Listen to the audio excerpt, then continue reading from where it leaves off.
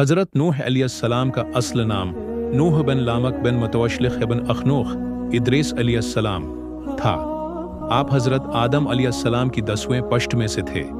रवायात के मुताबिक आप हज़ारों साल पहले थे कि पैदाइश हज़रत आदम अलैहिस्सलाम के विसाल के 126 साल बाद हुई।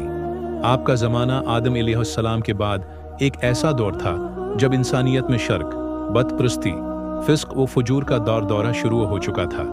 कौम की हालत और इन्हिराफ, हज़रत नूह अलैहिस्सलाम की कौम अल्लाह को भूल चुकी थी और मुख्तलिफ बतों की इबादत करती थी। उनके मशहूर बत थे वद्दुहा, सवा, यगोस, यऊक, नसर। ये बत कभी नेक बंदे थे जिनके मरने के बाद शैतान ने लोगों के दिल में ये डाल दिया कि उनकी तस्वीरें और मुजस्मे बनाकर उनकी याद जिंदा रखो। फिर आहिस्ता आहिस्ता उनकी इबादत शुरू हो गई। नबूत और दावत का आगाज़ अल्लाह ताली ने हज़रत नूह अलैहिस्सलाम को पहले रसूल के तौर पर इंसानियत की हदायत के लिए मबऊस फरमाया। सूरह निसा, आपने अपनी कौम को तौहीद की दावत दी।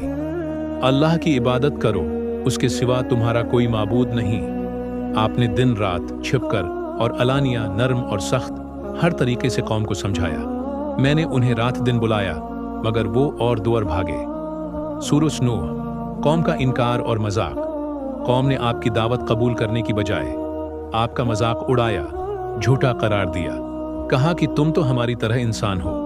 अमीरों ने कहा तुम्हारे पैरोकार तो कमजोर और गरीब लोग हैं। सूरह हूद, हज़रत नूह अलैहिस्सलाम ने सब्र के साथ 900 साल तक दावत दी मगर ईमान लाने वाले बहुत थोड़े ही रहे और निशानियों के दलाइल पेश किए।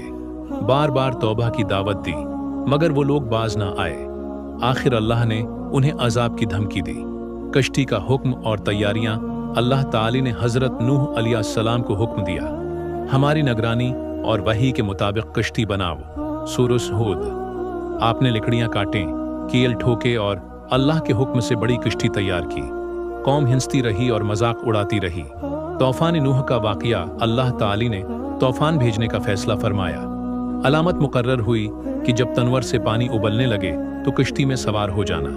सूरह हूद, जमीन से पानी फूट पड़ा, आसमान से बारिश बरसने लगी, पानी पहाड़ों को ढांप गया। अल्लाह ने फरमाया, हमने जमीन के चश्मे फाड़ दिए और आसमान खोल दिए। सूरह अल कमर, हज़रत नूह अलैहिस्सलाम का बेटा काफिर, आपका बेटा कन्हान ईमान न लाया। जब तूफान आया तो आपने उसे बुलाया, बेटा हमारे साथ कश्ती में सवार हो जा, मगर उसने कहा मैं पहाड़ पर चढ़ जाऊंगा, वो मुझे बचा लेगा।